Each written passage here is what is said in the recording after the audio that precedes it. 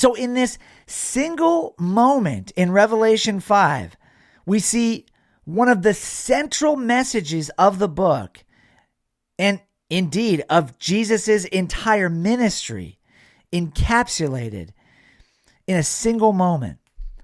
John looks up to behold the Lion of the tribe of Judah, the one who conquers, who overcomes, the mighty, powerful Lion. And what does he behold? Not the strong, powerful lion, but the Lamb who was slain from the foundation of the world, to quote another passage from the book of Revelation. Why do I say that this is one of the central messages of the book? One of the central messages of Jesus' ministry? One of the most important things that we as gospel believers, as followers of Jesus, have to understand. Jesus is the Lion. He is the all-powerful one. He is the one who conquers and overcomes. But he's also the Lamb. And understanding that he is both of those things, he has to be both of those things, is essential to understanding what he did, how he did it, and how we are called to follow him in these last days, in this church age. The Lion overcame. He conquered sin and death, but he didn't do it through exercising his force. He didn't do it through violence. He didn't do it through bloodshed.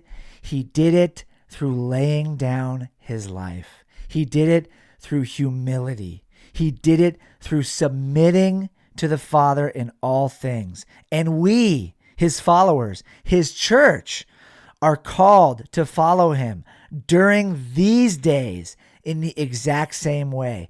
This is what one of the central messages of the book of Revelation. It's one of the main things that this entire book is about.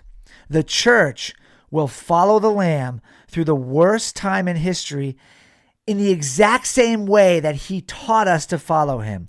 Not through violence, not through bloodshed, but through a single-minded focus on him and a submission to the Father that is unrelenting.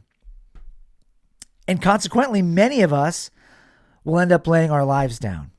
But two things will happen as a result of that. The Lamb will be exalted, and many, many, many people will come to faith in him. And also, the bride, I'm talking about the whole bride, will be purified.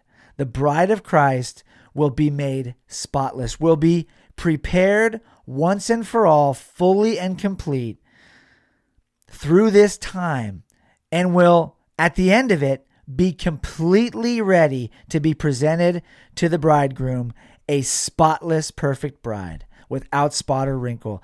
As we follow the Lamb and we follow his example, and we keep a single-minded focus on him, on exalting him, on worshiping him, on staying faithful to him, no matter what, the bride collectively as a whole will be once and for all, finally and completely prepared to be offered up to her husband.